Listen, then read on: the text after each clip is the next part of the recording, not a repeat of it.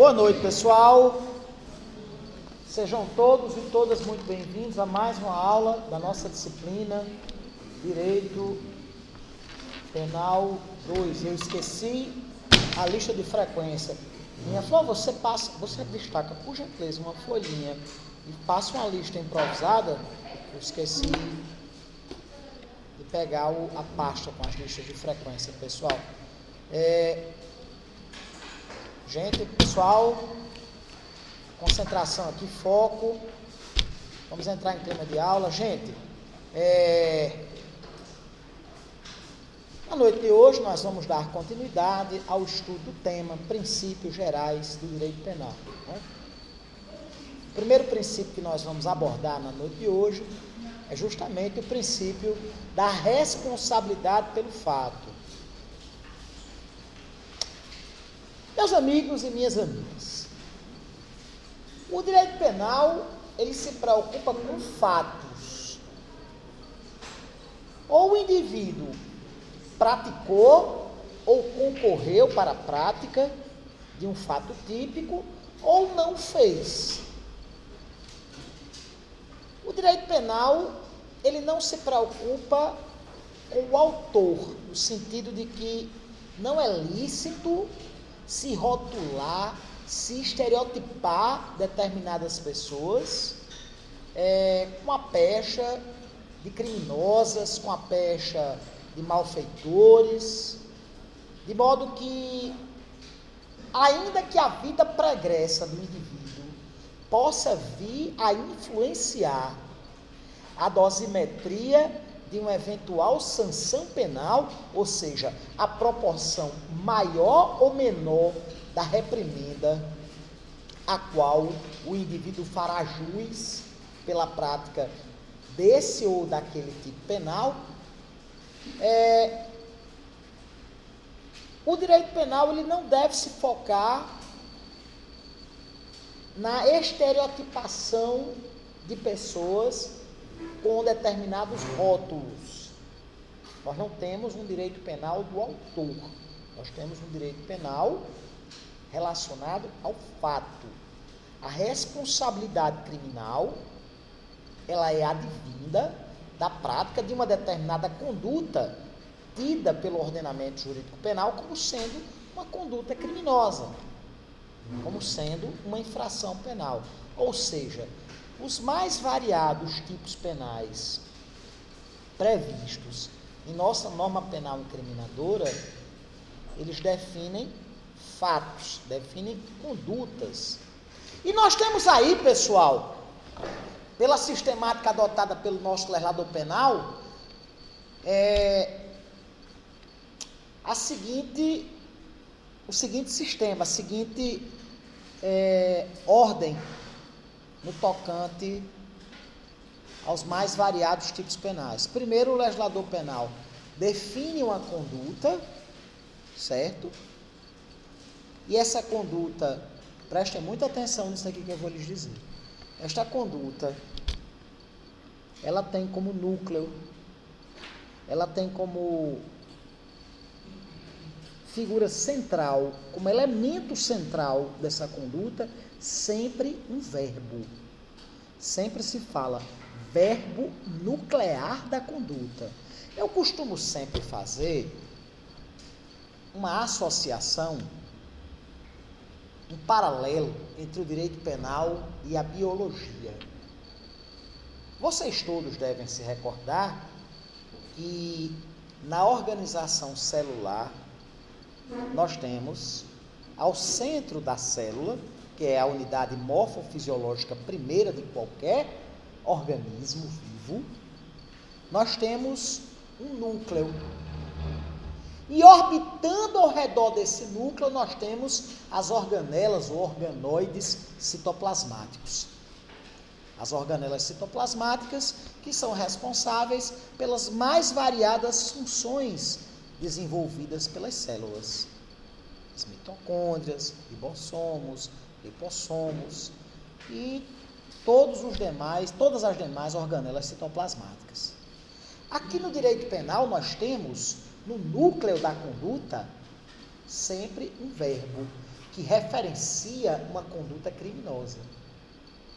E orbitando em torno deste núcleo, nós temos os elementos normativos do tipo, também denominados de elementares do tipo penal.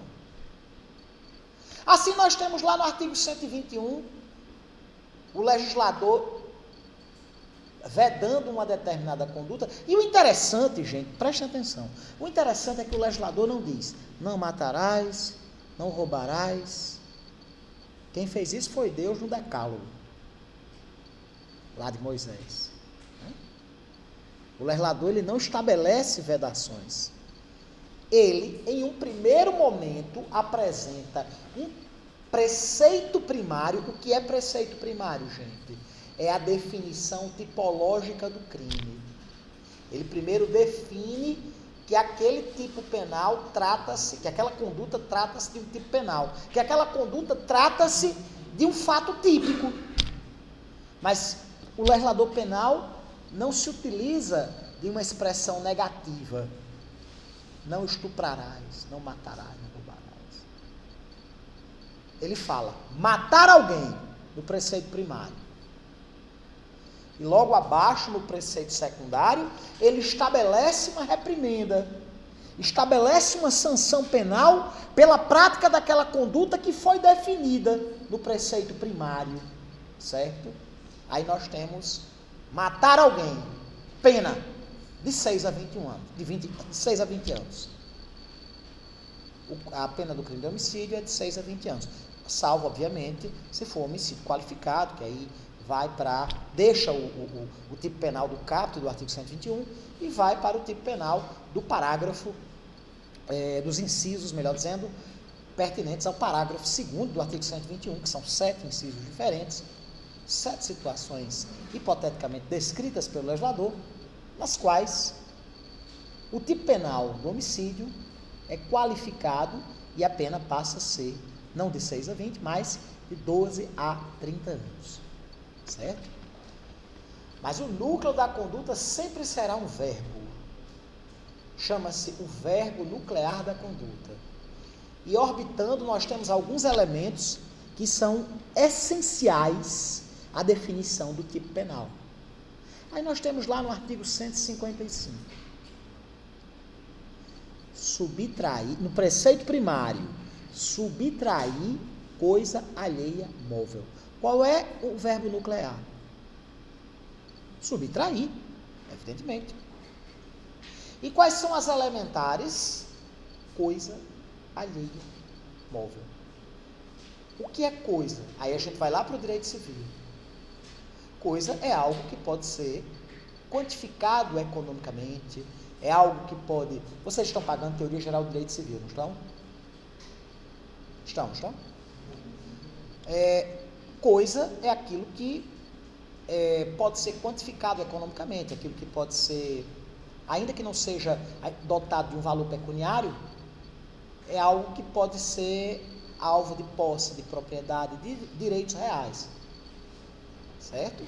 Aí, coisa alheio. O que é alheio? Olá, boa noite. O que é alheio? Alheio é aquilo que não é nosso. Coisa alheia, o que é dos outros. Móvel, o que é móvel? O que é uma coisa móvel? É aquela que pode se deslocar de um lugar para outro sem perder a sua essência, sem perder o seu conteúdo, sem perder a sua finalidade econômica. Por exemplo, um controle desses, obviamente, é uma coisa móvel. Um prédio desses não é uma coisa móvel, é um bem imóvel.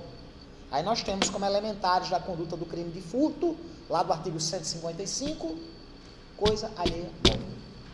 Se você modifica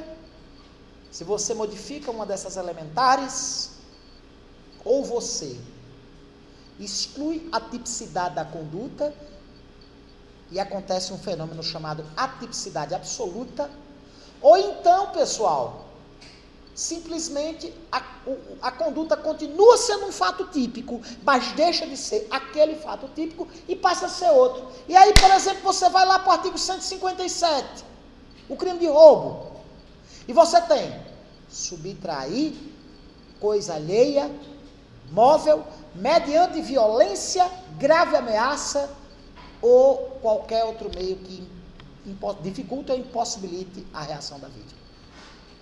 Aí você passa para o crime de roubo. Por quê? Porque foram acrescentados algumas elementares. Qual é a diferença entre furto e roubo? No furto não há violência. No furto não há grave ameaça. Qual é a diferença entre violência e grave ameaça? Evidentemente, trata-se de uma discussão doutrinária mais aprofundada, mas de forma bem sintética, nós podemos dizer que a ameaça é uma violência moral, é uma violência de cunho psicológico, certo? Ao passo que a violência é a vis física. Um empurrão ou um soco trata-se de um ato de violência, mas um revólver na cara trata-se de um ato de ameaça, né? O roubo nada mais é do que um furto, logicamente muito mais grave, pelo fato de que, além de haver um atentado ao patrimônio, à propriedade, ao direito à propriedade do indivíduo, há também uma ofensa à sua liberdade individual, quando há ameaça, à sua paz de espírito, quando há ameaça, ou a sua incolumidade física, a sua integridade corporal, quando há violência, certo? Aí nós temos, com o acréscimo dessas elementares, a desclassificação do crime de furto para o crime de roubo. Mas se a gente trocar, se a gente voltar lá para o tipo penal do artigo 155 e ao invés de dizer subtração de coisa alheia móvel, ou subtrair coisa alheia móvel, certo? A gente trocar a coisa móvel pela coisa imóvel e trocar o verbo subtrair pelo verbo invadir. Aí você tem o crime de esbulho. O esbulho é a invasão da propriedade imóvel. Aí nós temos a desclassificação para outra conduta. Mas, de todo modo, eu fiz essa digressão para vocês entenderem. De todo modo, é importante, à luz do princípio da responsabilidade pelo fato, e a responsabilidade criminal, ela não deriva da personalidade do agente, por exemplo, certo? Nós temos uma responsabilidade pelo fato. O direito penal se preocupa com condutas. Ou o indivíduo praticou uma conduta que adequou-se àquela previsão em abstrato. Porque, veja bem, a norma penal incriminadora faz lá uma previsão, logicamente pelo princípio da legalidade e pelo princípio da anterioridade da norma penal. Essa previsão tem que ser, logicamente, anterior, senão não é previsão, tá? E tem que haver, logicamente, nós vamos ver, quando estivermos discorrendo acerca das fontes do direito penal, a única fonte formal, imediata do direito penal vem a ser a lei. Só a lei poderá tipificar condutas e combinar sanções penais pela prática dessas condutas. Mas nós temos lá uma construção meramente abstrata do legislador, que disse que subtrair coisa alheia móvel é crime de furto e que quem pratica deverá atrair para si uma sanção de 1 a 4 anos, que é a pena para o crime de furto. Furto simples, né? Aí vai o agente pratica uma determinada conduta. Aquela conduta ou se adequa ou está englobada pela previsão feita pelo legislador penal através da descrição do tipo, da descrição daquele fato típico, certo? Ou não fez. Não existe meio crime. Ou é crime ou não é crime.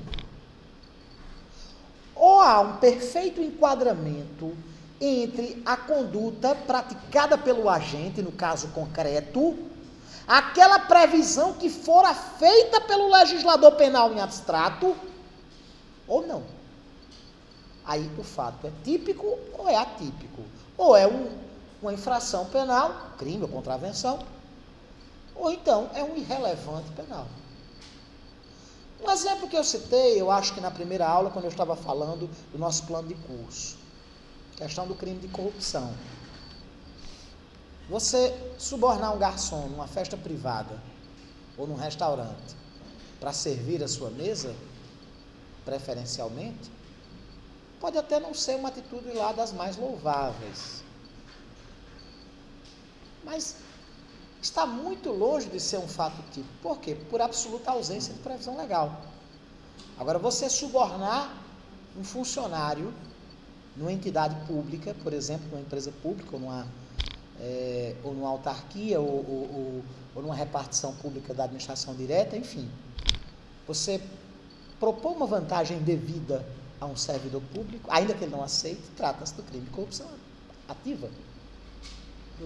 Da mesma forma que o funcionário que recebe essa vantagem indevida, ou que pede a vantagem indevida, ele pratica o crime de corrupção passiva.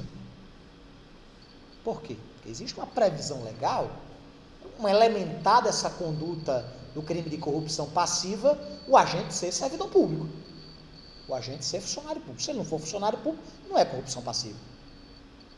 Da mesma forma que lá no crime de concussão, que muitos equivocadamente denominam de a extorsão do funcionário público, trata-se de uma elementar da conduta criminosa o fato dele ser funcionário público. Porque se ele não for funcionário público, aí deixa de ser concussão e passa a ser extorsão. Certo? As elementares são os elementos normativos que compõem o tipo. E no centro do tipo está o verbo, a conduta nuclear daquele tipo penal. Certo? Mas, de todo modo, a responsabilidade criminal advém exclusivamente da prática de fatos que se adequem à previsão feita em abstrato pelo nosso legislador penal na norma penal incriminadora. Certo? Ou seja, os tipos penais, os mais variados tipos penais, crimes ou contravenções, eles devem referir-se a fatos, daí se fala fatos típicos, certo? Combinando-lhes sanções penais, associando-lhes penas em razão da prática dessas condutas.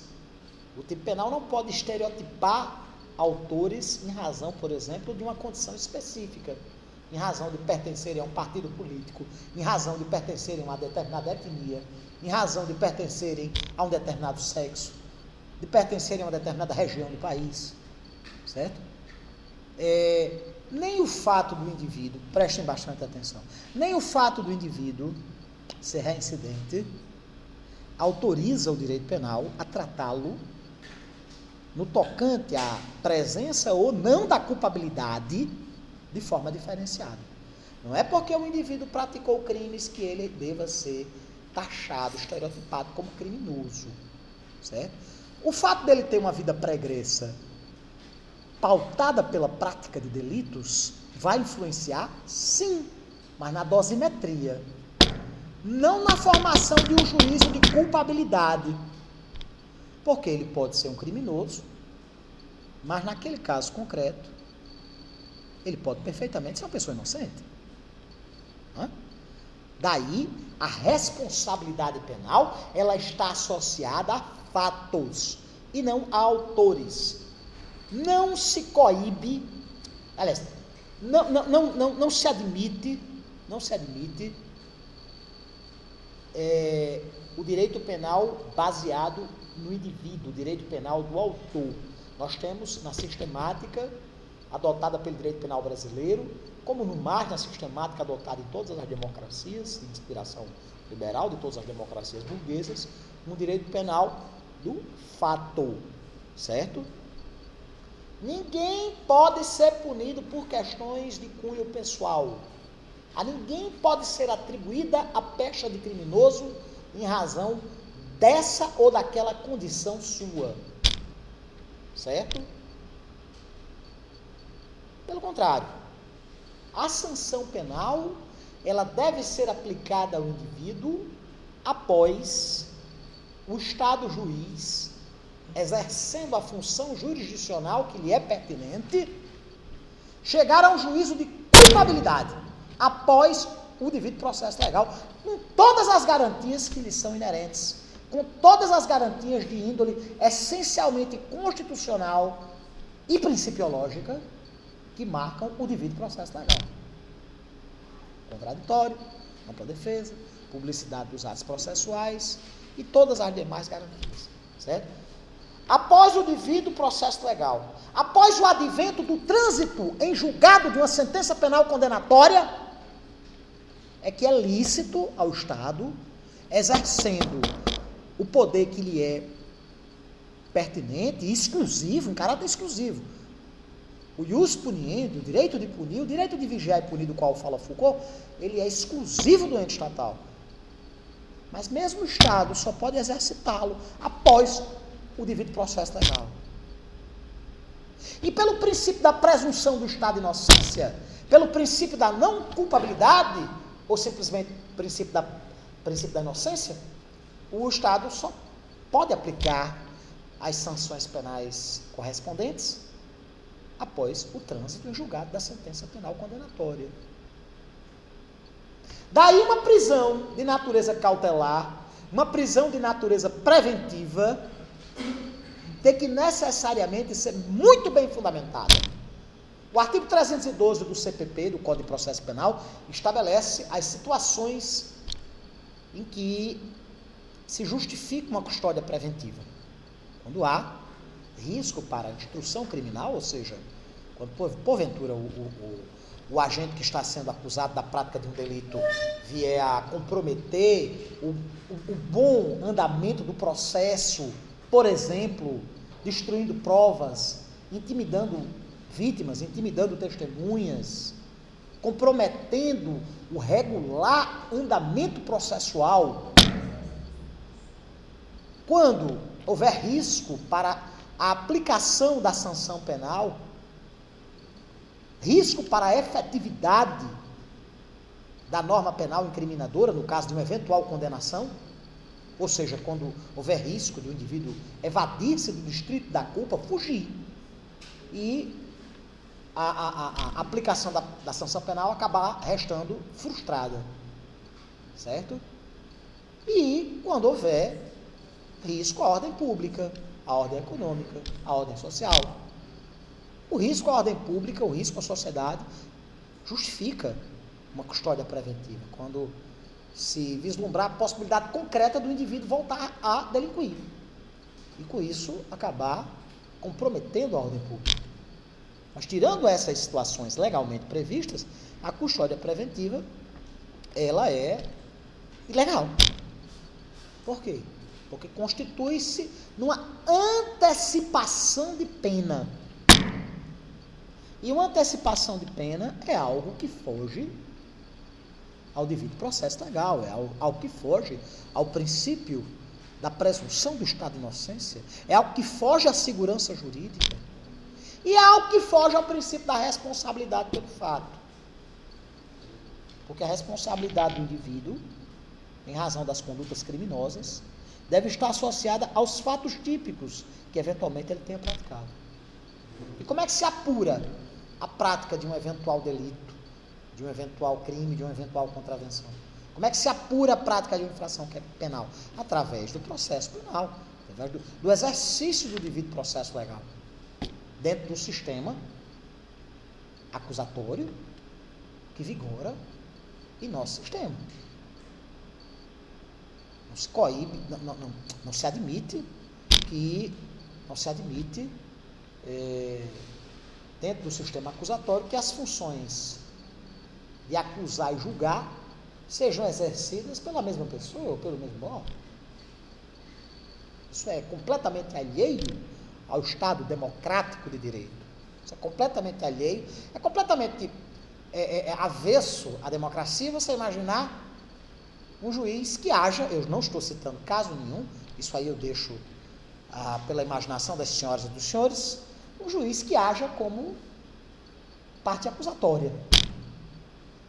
Ele desnatura a isenção, a imparcialidade, a isonomia que devem pautar o exercício da função jurisdicional do Estado. Se você tem um juiz que age como polícia, que age como Ministério Público, há completa descaracterização do exercício da função jurisdicional do Estado. Como, lamentavelmente, a história recente do nosso país tem registrado. A jurisdição, ela deve ser isenta, imparcial, isonômica e inerte. Vocês vão ver, em teoria geral do processo, que um dos princípios gerais da jurisdição vem a ser justamente o princípio da inércia jurisdicional. O Estado juiz, ele é inerte. Ele tem que ser provocado, salvo raras exceções legais, ele tem que ser provocado pela parte ou pelo Ministério Público. Isso faz parte da própria dinâmica de atuação do Estado juiz. Essa inércia jurisdicional é da própria essência da função jurisdicional, que deve ser imparcial. O que é imparcial? É aquilo que não é parte. O Ministério Público é parcial, deve ser parcial, necessariamente parcial.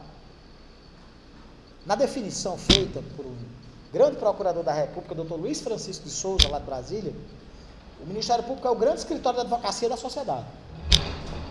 É da essência da atuação ministerial agir de forma parcial. É da essência da advocacia agir de forma parcial. O advogado é parcial, ele está representando o seu constituinte. Seja ele uma pessoa natural ou jurídica. Seja ele o Estado ou o indivíduo, mas ele é parcial.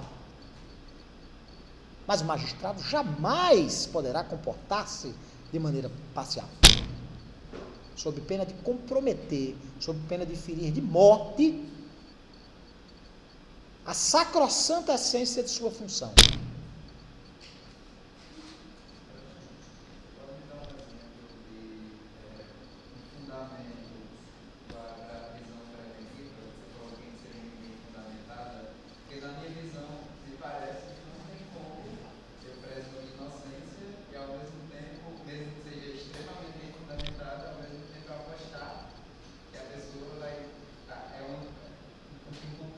Veja bem, a prisão preventiva não é um juízo de culpabilidade. A prisão preventiva tem natureza essencialmente processual. Assim, por exemplo, vamos criar aqui uma situação hipotética em que o gestor de uma determinada entidade, por exemplo, o diretor, eu nem ia falar prefeito de lugar nenhum, não me olhe assim. Mas vamos lá, o prefeito de um determinado município, eu também não citei exemplos. Um olhar de estudo, minha cara Tânia. Bom, vamos supor, o gestor de um determinado município, acusado pela prática, por exemplo, do delito de peculato e do delito de associação criminosa. A prisão preventiva do suposto, do referido gestor,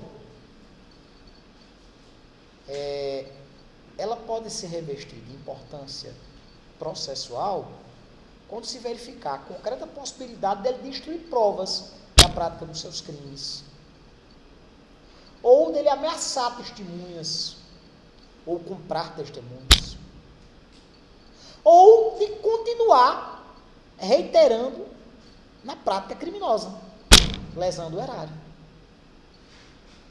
Prisão preventiva, prisão cautelar tem natureza cautelar, acautelatória, para assegurar ou o bom andamento do processo, ou a aplicação da sanção penal, ou a ordem pública. De resto, ela é ilegal. Outro exemplo. Como? Não, veja bem, é o seguinte. Não, tem não. A jurisprudência consagrava o entendimento que a prisão preventiva não poderia ser superior a 81 dias. Mas esse entendimento jurisprudencial entrou em desuso e se entende assim que a prisão de natureza processual, ela não pode extrapolar o limite da razoabilidade. O indivíduo não pode passar vários anos preso preventivamente. Mas, infelizmente, não é o que acontece na prática e a gente vê muitas prisões preventivas tornadas ilegais pelo decurso de um lapso temporal de meses, anos, e aí de repente você chega a uma situação absurda de, se o indivíduo for condenado, ele já cumpriu mais do que ele deveria cumprir a uma pena privativa de liberdade do regime fechado, certo? A prisão processual, ela não tem natureza de sanção penal. Ela não é pena. Ela não é reprimenda por prática de nada. Ela tem natureza processual, natureza preventiva, natureza acautelatória. Isso. Certo? Mas ela não importa no juízo de culpabilidade, não. Não se discute mérito quando se discute, por exemplo, um pedido de revogação de prisão preventiva, não. Certo? O Estado juiz prolata uma decisão determinando, por exemplo, uma conversão de uma prisão flagrante para uma prisão preventiva, ou a revogação de uma preventiva, impondo, por exemplo, outra medida cautelar, analisando questões de ordem essencialmente processual. Não se debate acerca da culpabilidade, muito embora exista o chamado fumus commissi delicti, que no âmbito do direito processual penal é o mesmo que o fumus boni iure no âmbito do direito processual civil, é a fumaça do bom direito, a presunção mínima, presunção não, a perspectiva mínima de que aquele direito seja um bom direito, no caso de que o indivíduo seja efetivamente culpado, tenha efetivamente praticado o delito, que existam indícios, exista prova da materialidade delitiva. O que é materialidade delitiva? É a ocorrência do fato. E indícios de autoria, indícios, certo? Indícios não significam provas, não significam, até porque as provas elas só podem ser colhidas ao longo da instrução. Só vai se debater mérito ao longo do processo, certo? Bom, mais alguma dúvida sobre o princípio da responsabilidade penal pelo fato? Alguém tem alguma dúvida, gente? Por favor, não, posso passar adiante? Muito bem. O próximo princípio sobre o qual nós vamos conversar é o princípio da imputação pessoal, que está bastante associado ao princípio da responsabilidade penal pelo fato. O direito penal, ele não pode reprimir, ele não pode castigar um fato praticado por um agente que atue sem culpabilidade. Ou seja, não se admite que alguém seja punido quando faltar-lhe o requisito da imputabilidade. Uma pessoa inimputável não é dotada de culpabilidade, certo? Do mesmo modo, não se admite a imposição de uma sanção penal quando o indivíduo não tenha a potencial consciência da ilicitude.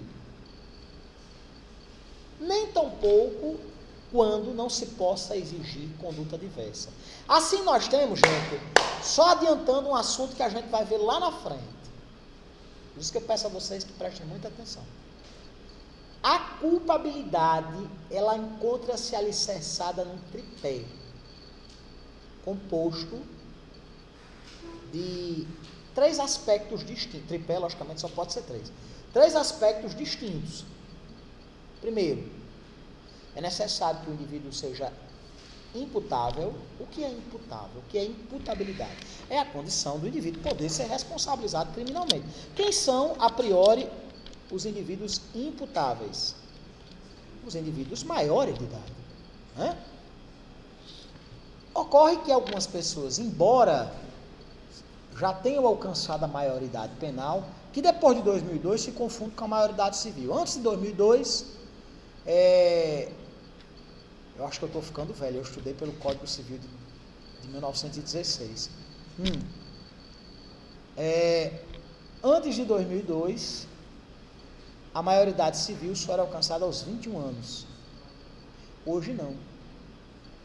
Hoje nós temos a maioridade penal e a maioridade civil sendo alcançadas simultaneamente aos 18 anos de idade.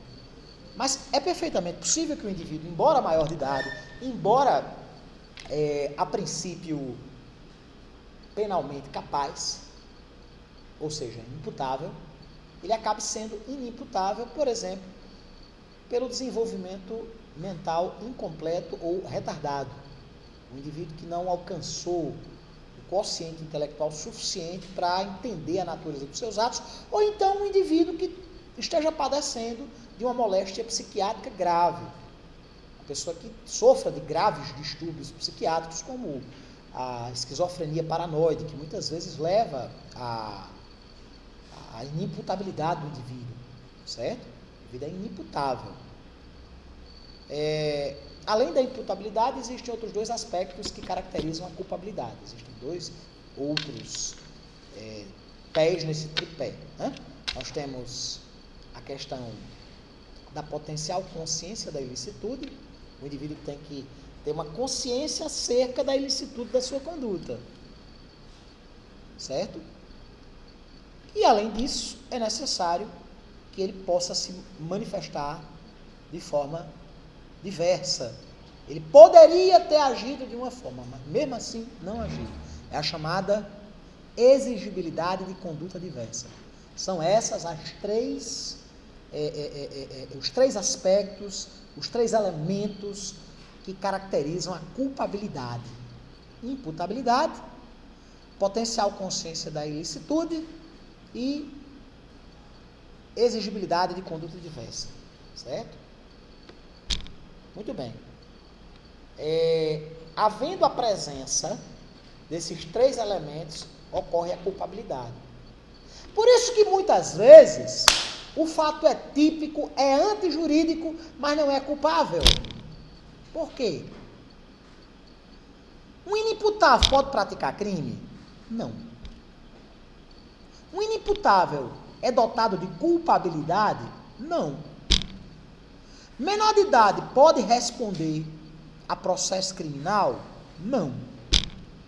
Pode sofrer sanção penal? Não. Por quê? Porque menor de idade deverá ser alvo de medida socioeducativa, à luz do Estatuto da Criança e do Adolescente. Uma pessoa desprovida de suas faculdades mentais, um paciente portador de graves distúrbios psiquiátricos, é dotado de imputabilidade? Não. É dotado de culpabilidade? Não. Uma pessoa, o Código Civil de 2002 falava loucos de todo gênero, né? Um louco de todo gênero, uma expressão bastante preconceituosa, inclusive. Um paciente portador de graves distúrbios psiquiátricos e, portanto, inimputável, responde, cumpre sanção penal? Não. Ele poderá ser alvo, não de pena, mas de uma medida de segurança, certo? Ou seja, nem todo fato típico e antijurídico é culpável, certo? Por quê? Em razão do princípio da imputação pessoal. Aquele que não age com culpabilidade, certo? Um agente que, por exemplo, incorra num erro do tipo e atire, como no filme Calibre, né? Aquele filme que eu mencionei aqui, maravilhoso, em inglês, que atire num ser humano, achando que estava atirando no animal, que estava praticando uma caça, eu digo no lugares onde a caça é permitida, né? Porque senão, à luz da lei dos crimes ambientais, a caça não permitida, trata-se do crime de maus tratos a animais, né? Lá da lei dos crimes ambientais. Mas um indivíduo que atire em uma pessoa, achando que está atirando no animal, certo? A ele não pode ser imputada a culpabilidade, certo? Por quê? Porque ele não tinha, por erro do tipo, potencial consciência da ilicitude. Sabia que estava atirando num ser humano. E falta um elementar da conduta do crime de homicídio, que é o alguém, certo? Ou seja, não se pode punir uma conduta praticada por uma pessoa humana quando essa conduta não for dotada de culpabilidade. Ou seja, além do fato ter que ser típico, ou seja, tem que haver uma previsão legal anterior, além do fato ter que necessariamente ser antijurídico, ou seja, o crime naturalmente, obviamente, é um fato antijurídico, é um fato ilícito. Ilícito e antijurídico são sinônimos, né? Tendo em vista que existe uma ameaça ou uma lesão a um direito subjetivo de alguém, certo? Ou do Estado, ou do indivíduo, certo?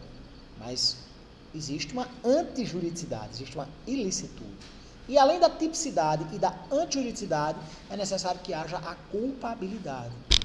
Alguns autores, alguns doutrinadores dizem que são esses os 3 elementos do crime, dentro do conceito analítico do crime.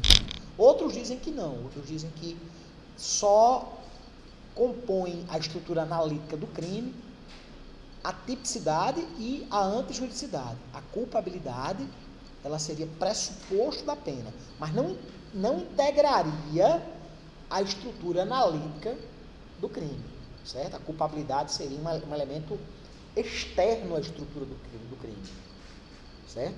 Há outros que dizem que não, que a culpabilidade também faz parte da estrutura do crime.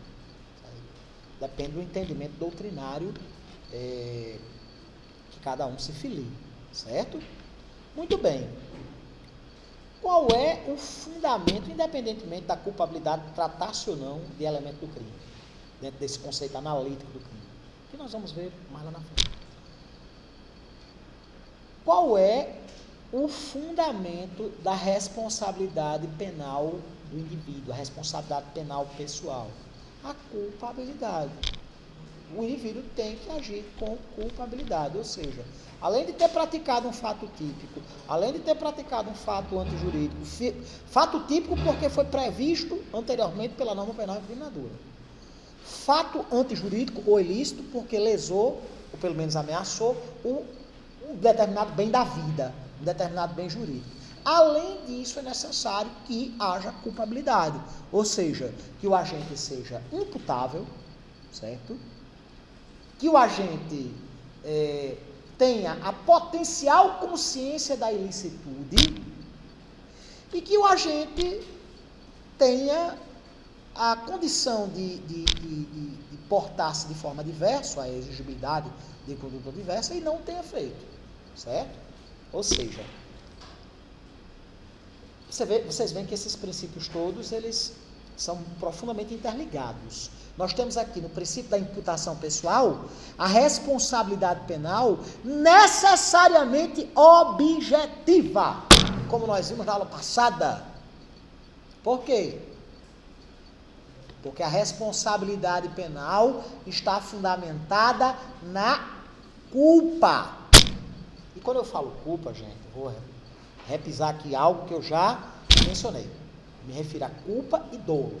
Culpa em sentido amplo, culpa lato sensu, certo? Esse princípio pode ser sintetizado pela máxima romana, nulla pena sine culpa. Não há pena sem culpa. A responsabilidade, daí se falar em imputação pessoal, a responsabilidade penal pessoal deriva necessariamente da culpa. E muitas vezes o indivíduo pratica um fato típico, antijurídico, mas o fato não é culpável, certo? Pela ausência de um dos 3 elementos que caracterizam a culpabilidade. Ok? Alguma dúvida, pessoal? Posso passar adiante, gente? Mário, Pois não. No caso, a autodefesa não seria justamente por causa dessa questão de poder colocar-se de outra forma. Vamos lá. Se você associar a autodefesa ao exercício do direito à legítima defesa, certo? Você simplesmente não tem crime. Não é nem a questão da culpabilidade, certo? A legítima defesa, ela é uma excludente de antijuridicidade, uma excludente de ilicitude, certo? Independentemente do enfoque teórico sobre o qual você enxerga o fenômeno do crime, seja o crime dentro de uma concepção bipartida, crime como sendo fato típico e antijurídico, ou crime dentro daquela feição tricotômica do crime, o crime como sendo fato típico, jurídico e culpável. Independentemente de qualquer coisa, quando há presença de uma excludente de ilicitude, de uma excludente de antijuridicidade, não há crime, certo? O indivíduo que mata para não morrer, agindo em legítima defesa, ele não comete crime. Por quê? Por que não há crime? Por que não há crime? Porque falta a antijuridicidade da conduta. Por quê? Porque a legítima defesa exclui, não a tipicidade, o fato continua sendo típico. Matar alguém. Mas o agente agiu sobre o abrigo da excludente de ilicitude da legítima defesa. Outro exemplo, relacionado a outra excludente de ilicitude, o indivíduo que furta para não morrer de fome, o chamado furto famélico. O indivíduo que... Famélico vem de faminto, de fome, entendeu? Furto famélico.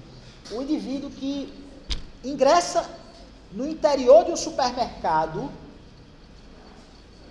e furta alguns bens alimentícios, alguns gêneros alimentícios, para saciar a sua fome e a de sua família. Ele não age de forma criminosa porque falta o elemento ilicitude, antijuridicidade. Continua sendo um fato típico, subtrair coisa ali é morte. Todas as elementares da conduta estão presentes, mas falta antijuridicidade da conduta, porque o indivíduo agiu sob o abrigo da excludente de antijuridicidade do estado de necessidade. Só adiantando aqui, o Código Penal prevê de forma genérica 4 excludentes de antijuridicidade, 4 situações em que, embora ocorra a prática de um fato típico, o fato não é antijurídico, não é ilícito, em razão da presença dessas excludentes de antijuridicidade ou excludentes de ilicitude. A legítima defesa, estado de necessidade, exercício regular do direito e estrito cumprimento do dever legal. São essas as 4 excludentes genéricas de ilicitude. Lembrando que a tipicidade, ela persiste, certo? O que é a tipicidade? Não é o enquadramento entre a conduta do agente e a previsão em abstrato feita pelo legislador? Continua vendo. Tem lá o núcleo do tipo, as elementares e tal. Mas não há a ilicitude da conduta. Diga lá, meu jovem. Como? Pois não confunda não, deixa eu lhe dizer o seguinte. A culpabilidade, certo? Quando a gente se refere à culpabilidade, a gente fala na conjugação desses 3 fatores. Imputabilidade, exigibilidade de conduta diversa e potencial consciência da ilicitude, certo? Mas a culpabilidade, ela, no sentido de que a responsabilidade penal, ela sempre será com culpa, ela sempre será subjetiva, certo? Ela pode estar lastreada em 2 elementos subjetivos do tipo, 2 espécies de elementos subjetivos do tipo. O que é elemento subjetivo do tipo? Vamos lá, vamos fazer aqui um estudo. O que é elemento subjetivo? Subjetivo do sujeito, do indivíduo. Elemento subjetivo do tipo está associado à intenção ou não do agente de incorrer numa dada conduta criminosa, comissiva ou omissiva, agindo ou deixando de agir, certo? Aí você vai, eu falei que a questão de culpa em sentido amplo, mas a culpa em sentido amplo, ela abrange a culpa e o dolo. No que é baseado o dolo? Nunca falei dolo, quem falar dolo, não diga que foi aluno do professor Mário Trajano, pelo amor de Deus. No que se fundamenta o dolo? O dolo se fundamenta ou na intenção do agente em obter o resultado criminoso, o agente pretendeu o resultado criminoso, ou se fundamenta, pessoal, na assunção do risco. Ainda que o agente não desejasse o risco da conduta criminosa, ele assumiu o risco. Ele agiu de forma, é o chamado dolo eventual, né? Existe o dolo direto, o dolo eventual, e também tem o dolo alternativo, quando o indivíduo pretende um resultado ou outro, certo? A culpa, no que é que se fundamenta a culpa? A culpa do crime culposo, a culpa em sentido estrito. Se fundamenta na imprudência, na imperícia ou na negligência. a imprudência e a imperícia importam em ações comissivas, em condutas comissivas, importam no agir. O indivíduo que age de forma imprudente é aquele que age fora do dever geral de cautela, de cuidado, que pertine a qualquer pessoa dotada de racionalidade, dotada de inteligência mediana. Certo? É o indivíduo que dirige em excessiva velocidade, por exemplo. Ele age de forma, logicamente, imprudente. Né? O indivíduo que executa um determinado ofício sem as cautelas que deveria agir, age de forma imprudente. Né? E a imperícia? A imperícia está associada ao desconhecimento acerca de uma determinada técnica relativa ao ofício, função, esporte, arte. O indivíduo não tinha o conhecimento necessário, como no exemplo do médico que, embora fosse formado em medicina, não era douto, não era conhecedor de cirurgia plástica e inventa de se aventurar pelo caminho da cirurgia plástica e acaba lesionando a incolumidade física ou até matando seus pacientes, como vários casos já foram notificados ao longo da história brasileira e mundial. E a negligência, por sua vez, importa numa omissão, uma prática omissiva, uma conduta omissiva. O crime é sempre uma conduta, que pode ser comissiva ou omissiva. Né? No caso do crime culposo por negligência, o agente tinha o dever de agir e não agiu. É o caso clássico da enfermeira que se esquece de aplicar a medicação e o paciente vem a óbito. Entendeu?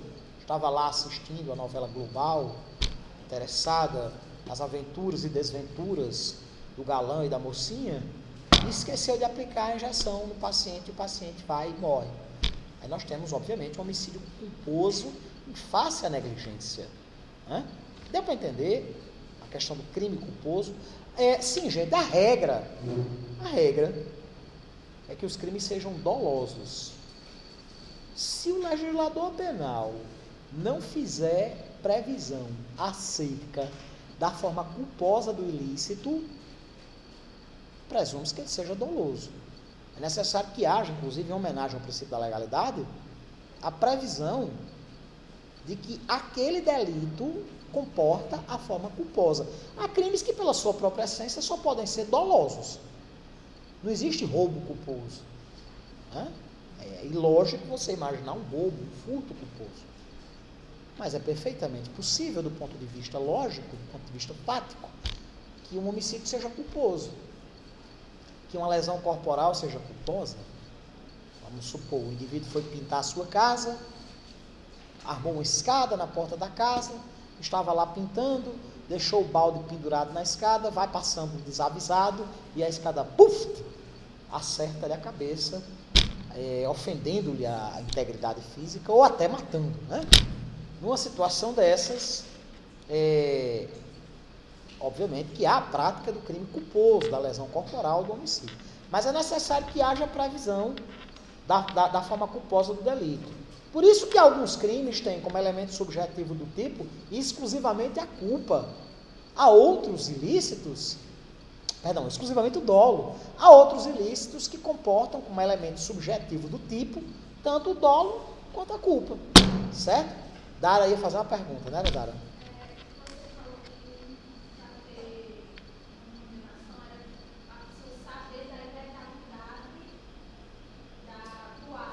Não, eu não disse isso não. Não é lícito a pessoa alegar desconhecimento da lei para deixar de cumpri-la, não, minha filha. Não. Potencial consciência da ilicitude é você ter a ideia de que aquilo de fato é ilícito. Ilicitude não é tipicidade, viu?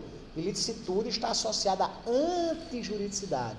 É o indivíduo sabe que aquilo vai lesar um determinado bem jurídico de alguém, um determinado bem da vida de alguém, como, por exemplo, a vida, a integridade física, a liberdade sexual, o patrimônio de alguém. Ele tem potencial consciência da ilicitude, ele tem a consciência de que aquilo não é correto, que vai atrair uma lesão a um determinado direito. Tá entendendo? Mas não é assim. Isso aí é outra coisa. Isso aí é o chamado erro do tipo, quando o indivíduo equivoca-se no tocante a um dos elementos do tipo, entendeu? Achando, por exemplo, que está atirando em um alvo, quando na realidade está atirando numa pessoa que está atrás do alvo, certo? Mas assim, você não pode alegar desconhecimento da norma jurídica para deixar de cumpri-la em nenhum ramo do direito, certo?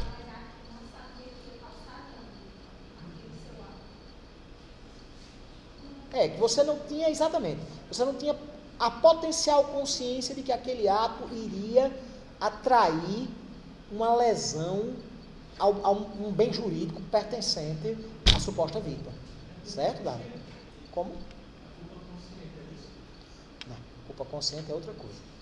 A culpa consciente se assemelha muito ao dolo eventual, mas há uma diferença fundamental. No dolo eventual, o sujeito assume o risco da conduta criminosa, certo?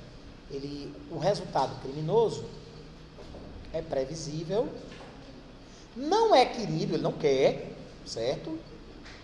Mas é previsível, certo?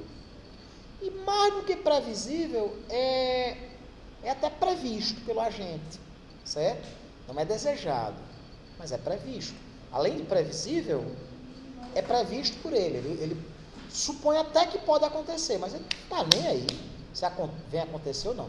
A culpa consciente é diferente. Na culpa consciente, que se aproxima muito do dolo, o agente incorre na conduta de forma tão desarrazoada, tão irracional, certo? Que ele não é que ele assuma o risco, certo? Mas existe uma previsibilidade de que aquilo vai acontecer. Muito embora ele ache que não vai acontecer, diferentemente do dolo eventual. Por exemplo, o sujeito, vamos criar aqui uma situação, o sujeito que dirige muito bem, acostumado a dirigir, né? E ele começa a dirigir feito um piloto.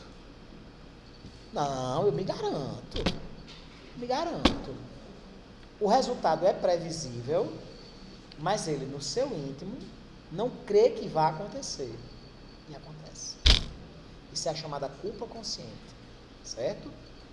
No dolo eventual, não. No dolo eventual, é previsível, é até previsto por ele. Mas pouco importa se vem acontecer ou não. O sujeito que atira a esmo pela janela de um prédio comemorando a vitória do seu time. Ele é previsível que um projeto daqueles possa atingir alguém, mas no seu íntimo, para ele, pouco importa. Não, o Flamengo ganhou. Eu citei o Flamengo, mas eu sou flamenguista, viu? Flamenguista e abecedista aqui no Rio Grande do Norte. O sujeito atira pela janela, diferentemente do sujeito que... Pronto, é o caso, a doutrina fala muito a questão do atirador de facas, certo? Sujeito...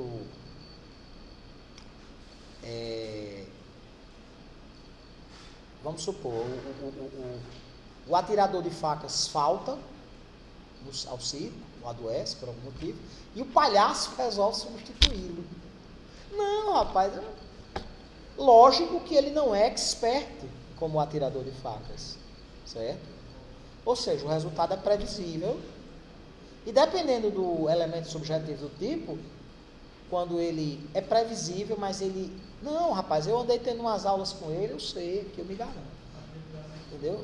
Faz tempo que eu assisto o espetáculo, entendeu? Aí nós temos um exemplo de culpa consciente. Mas quando ele, mesmo não querendo atingir a pobre coitada que está lá embaixo da maçã, ele diz, tanto faz se atingir ou não, entendeu? Aí é dolo eventual, entendeu? No dolo eventual, o agente não quer, mas assume o risco. Na culpa consciente, ele não assume o risco. É previsível, mas ele acha que não vai acontecer. É previsível, mas não é previsto por ele. Certo? Essa é uma diferença milimétrica, porque é muito tênue a linha que separa o dolo eventual da culpa consciente. Entendeu? Vai depender, logicamente, da análise das circunstâncias inerentes a cada caso concreto.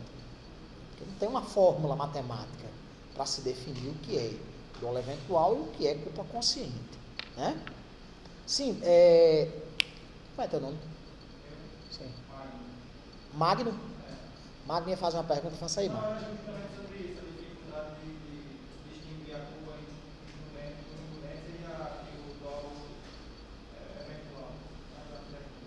Beleza. Pessoal, deixa eu ver aqui. Só um momentinho, meus amigos, por favor. 1 hora de aula já. Eu vou fazer o seguinte, eu vou concluir esse vídeo.